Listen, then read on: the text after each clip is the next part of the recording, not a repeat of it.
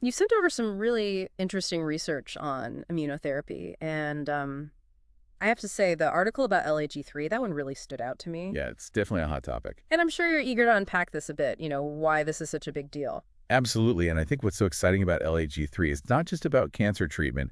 It really could have huge implications for autoimmune diseases as well. Yeah. And it all comes down to how it affects the immune system's response. Yeah. Because in some cases, it's prompting it to be more aggressive. And in others, it's actually encouraging it to sort of take a step back. Yeah, it's interesting you should say that because in the LD3 article, it mentions that it's an immune checkpoint receptor. Did that stand out to you at all? Absolutely. That's what makes LG3 so fascinating. You see, we know about other immune checkpoint receptors like PD-1, which are already being used in immunotherapy, but LAG-3, it works a little differently, and that difference could really be revolutionary. Okay, so let's dig into that a bit.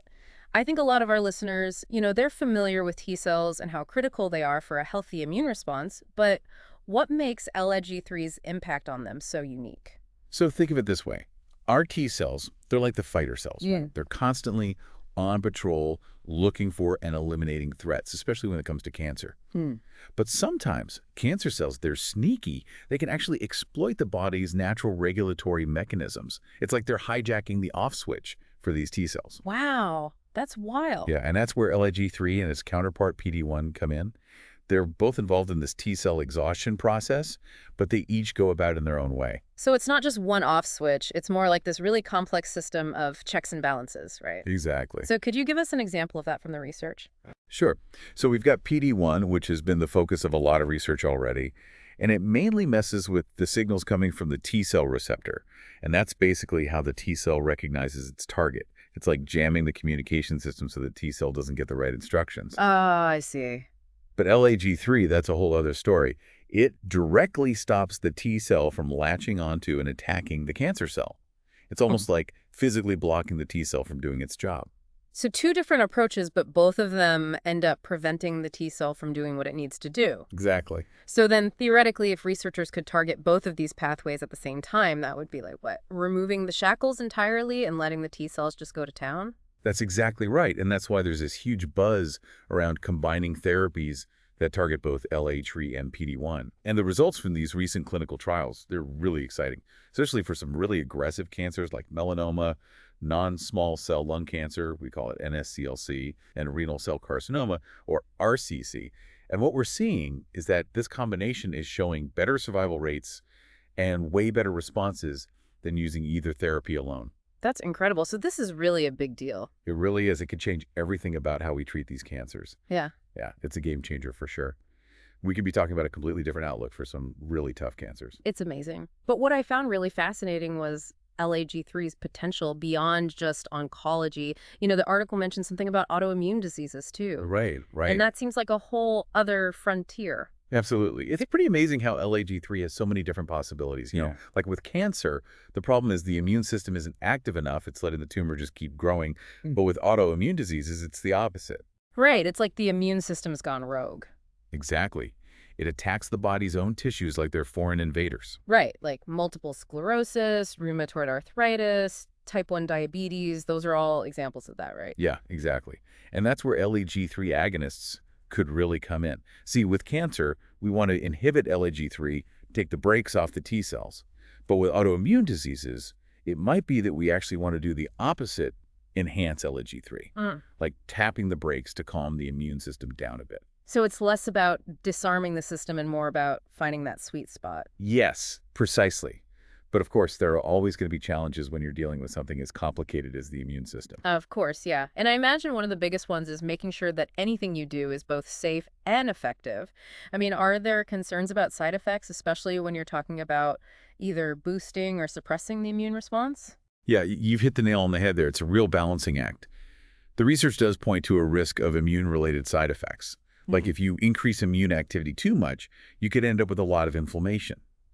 And we know inflammation is a natural part of healing, but too much of it can be a bad thing. And in some cases, there's even a risk of triggering autoimmune reactions, where the immune system actually starts attacking healthy tissue. It's like you're walking a tightrope. Yeah, that's a great way to put it. So how do we find that sweet spot?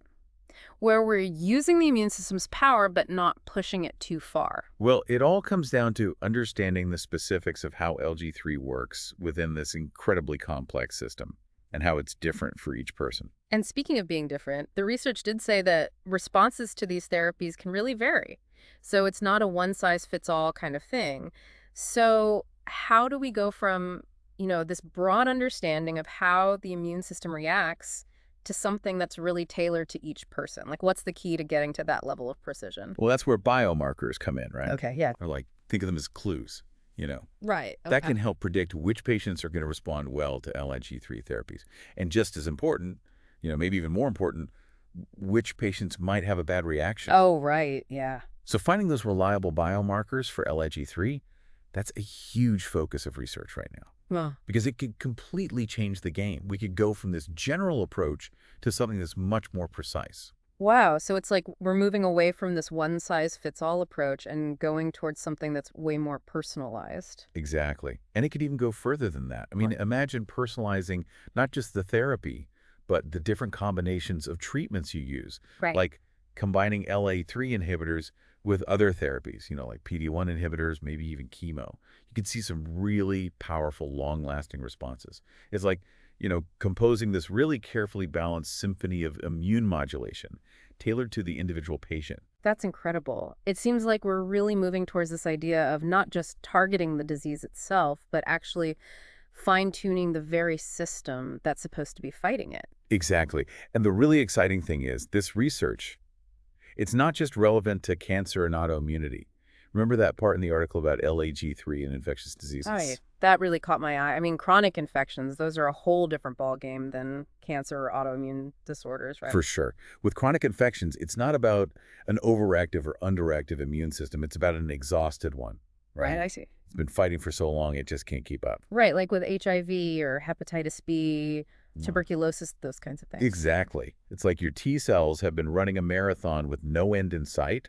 They're just worn out, and that's what allows the infection to stick around.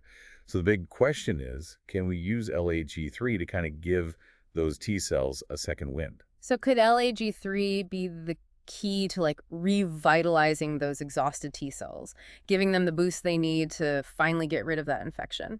That's what we need to figure out, right? And it's a really active area of research. If we can figure out how to manipulate LG3 to re-energize those T cells, we could totally change how we approach these chronic infections. That would be huge for so many people around the world, wouldn't it? It would be a game changer, no doubt about it. So as we wrap up here, is there anything you really want our listeners to take away from this? Any final thoughts? Well, I think what's so inspiring about all of this is we tend to think of these big scientific discoveries as like these sudden breakthroughs. Yeah, those aha moments. Exactly. Yeah. But LAG3 and immunotherapy in general, it's a testament to just how important persistence is.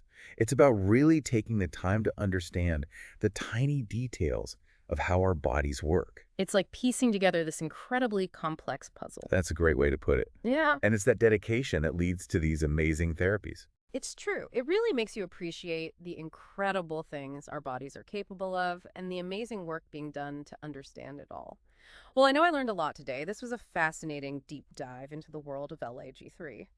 And for our listeners, if any of this piqued your interest, don't be afraid to explore those source materials we talked about. Dive in, ask questions. Who knows? Maybe you'll be the one to make the next big breakthrough. Until next time, keep those questions coming, and we'll catch you on our next exploration of the frontiers of science.